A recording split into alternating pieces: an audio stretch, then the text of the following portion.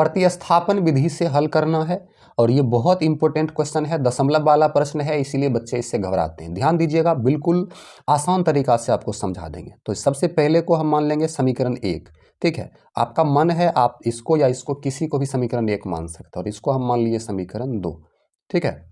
समीकरण 1 और समीकरण 2 मान लिए। अब हम चलेंगे समीकरण 1 से, आप 2 से भी चल सकते हैं, कोनो समीकरण से चल सकते हैं। चलिए हम समीकरण 1 से चलते हैं। समीकरण 1 से, ठीक है, समीकरण 1 से, तो समीकरण 1 से चलेंगे, समीकरण 1 को उतारेंगे। समीकरण 1 हमारा है 0.2x प्लस 0.3y बराबर 1.3। तो यहाँ पर इस प्रकार से है, या तो हम दशमलव इसका उड़ा करके सवाल को सॉल्व कर सकते हैं या डायरेक्ट सॉल्व कर सकते हैं। तो हम डायरेक्ट करेंगे, ये प्लस में है उधर भेज देंगे, माइनस में चला जाएगा। 0.2x बराबर 1.3, ये प्लस में है तो माइनस में जाएगा, 0.3y। अब देखिए 0.2x के गुणांक है तो ये जाएगा उधर भाग में, तो x बराबर 1.3 माइनस 0.3y, इसके बट्टे में आ जाएगा 0.2। इसको हम मान लेंगे समीकरण 3, ठीक है। ये हमारा हो गया समीकरण 3। अब हम समीकरण 1 से चले, समीकरण 3 आया। अब क्या करेंगे कि समीकरण 2 में x का मान रखने पर, तो समीकरण 2 में x का मान रखेंगे तो हमको y का मान आ जाएगा। तो हम यहाँ पर लिख लेते हैं, समीकरण 2 में, समीकरण 2 में x का मान रखने पर,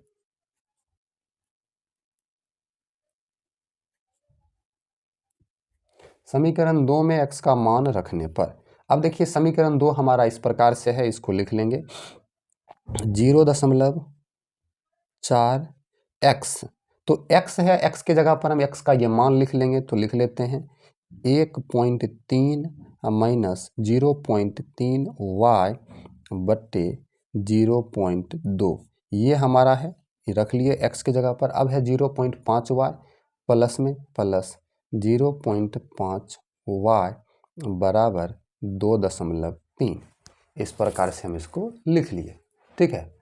अब हम क्या करेंगे, ध्यान दीजिएगा, तो ये 0.2, ये 0.4 जो है, ये 0.4 से ऊपर में गुना करेंगे और ये भाग में है, तो हम ऐसा करते हैं, दोनों को काट देते हैं। कैसे, तो देखिए एक अंक के बाद दशमलव, एक अंक के बाद दशमलव, दोनों सेम है, तो 0.2 को 2 से गुना करेंगे तो 0.4, 2 बार में आपका कट गया।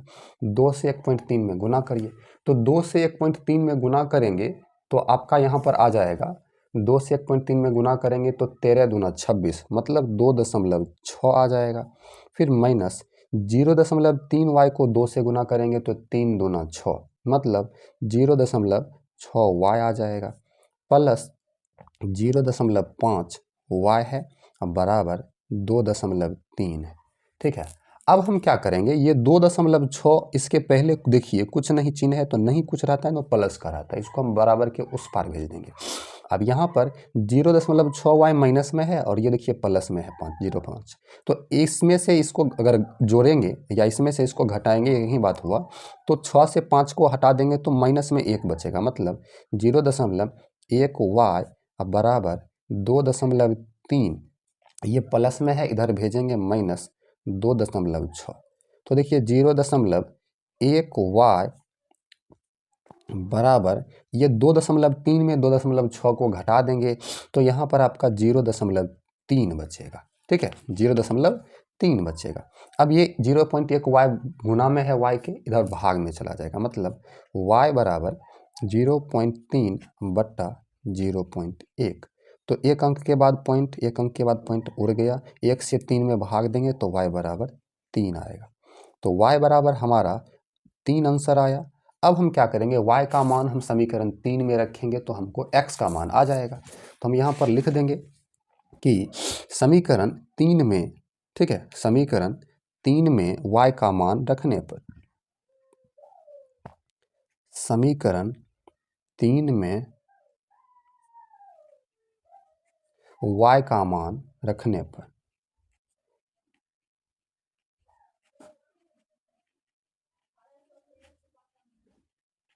अब समीकरण 3 हमारा है x बराबर 1.3 माइनस 0.3 y बट्टा 0.2। अब देखिए 1.3 माइनस 0.3 y का मान हमको 3 आया तो 3 रखे, अब बट्टा 0.2। ठीक है, अब यहाँ पर हम क्या करेंगे 1.3 माइनस 3 तिया 9 0.9 बट्टा 0.2। ठीक है, अब 13 से 9 घटाएंगे मतलब 1.3 से 0.9 घटाएंगे तो 0.4 बचेगा। ठीक है, बट्टा में 0.2, एक अंक के बाद दशमलव, एक अंक के बाद दशमलव कट गया, 2 दूना 4, मतलब x का मान हमारा 2 आया, x का मान हमारा 2 आया और y का मान हमारा 3 आया था।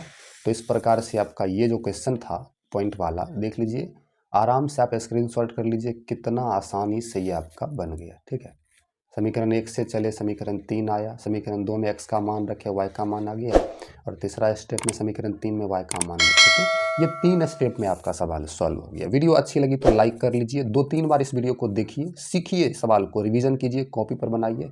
थैंक यू, और सब्सक्राइब कर लीजिए, अगला वीडियो इंपॉर्टेंट सवाल का आएगा। Thank you.